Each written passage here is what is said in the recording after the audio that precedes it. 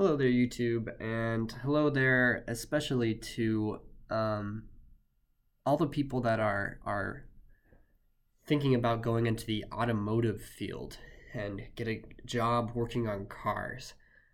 This video and this presentation is sort of for you. I got to be brutally honest. This is really, it's for a project that I'm doing for school. It's got to be 5 to 8 minutes long, and you could answer some star interview questions about yourself, but I would rather not talk about myself.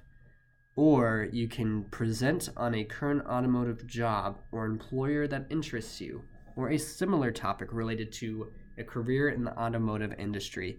So I really like prompts like that because it really just opens me up to talking about whatever I want, and especially to making fun of Chrysler because they are the whore of all the earth. But no, what I really want to talk about is finding your direction in the automotive industry and what kind of jobs are out there and how you narrow down what you want and what your goals might be. And so I think the most important thing to do first is to determine what kind of car guy you are. So we have a few different kinds. I'm boiled them down to three. Now that being said, what kind of car guy you on does depend on which country you are in. For instance, those of you that ride up on people in raised Dodge Rams with trailer side view mirrors that you never actually use. So the equivalent of you it's different by each country, but the equivalent of you in Europe, for example, is somebody in a BMW, and the equivalent of you in Asia would be somebody in a Toyota minivan. So I know you probably feel really big about yourself, but in Asia, you would be driving a minivan, and you would feel very proud and compensated by it. But no, so you got those. Then you also have what I like to call racers.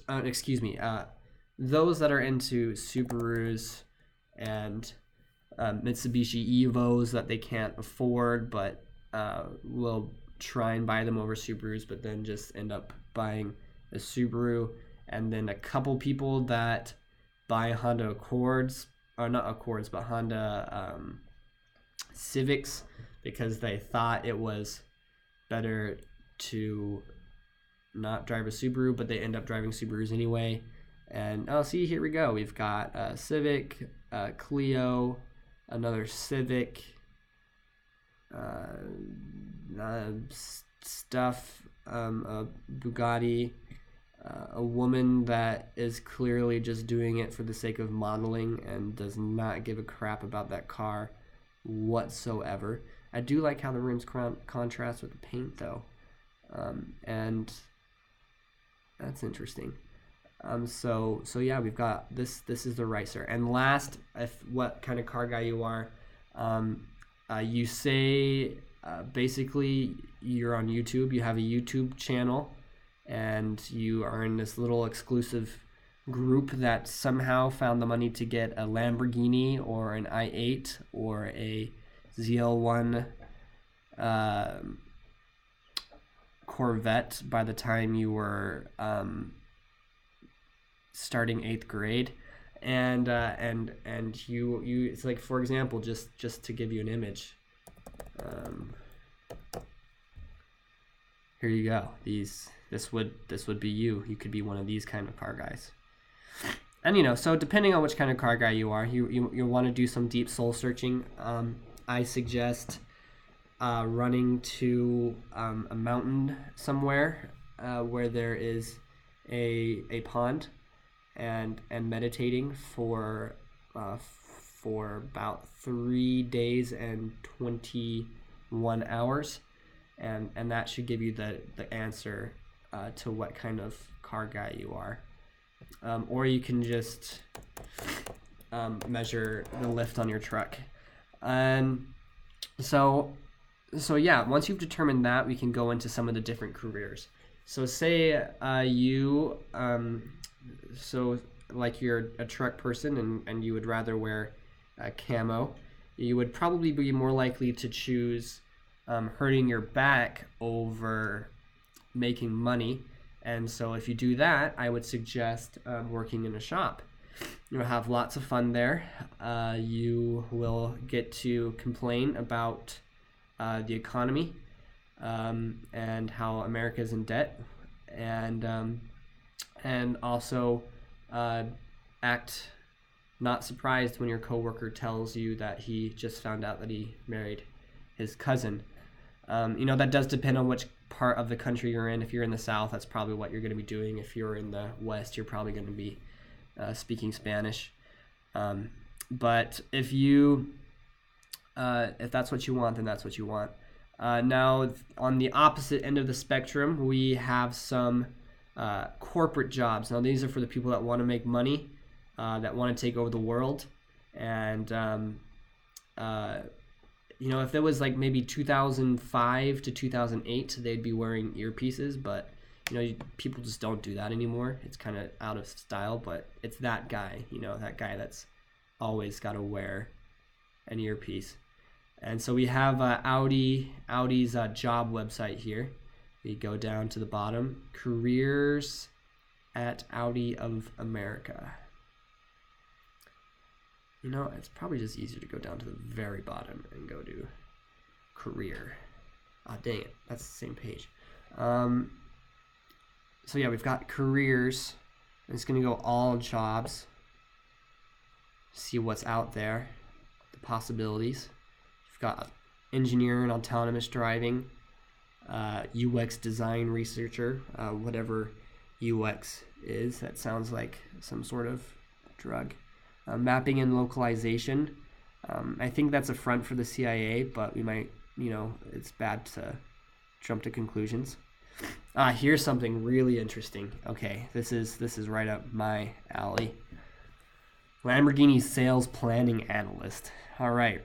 The role and summary. The sales planning analyst will be part of the sales operations team and will support the sales planning and order management lead to lead the timely production and distribution of key business deliverables every month. So basically, it's just making sure that the Lamborghinis get into the hands of YouTubers that somehow got a Huracan at the age of whenever I got my first kiss with a girl. And it looks like I have a little bit of a cold. It looks like for experience, they're looking for 3+ years of relevant work experience. That's ambiguous. You could have been selling drugs for all they care. 2 years of practical experience in automotive company. Okay, I guess you could do that. 2 years of desired automotive experience and a bachelor's.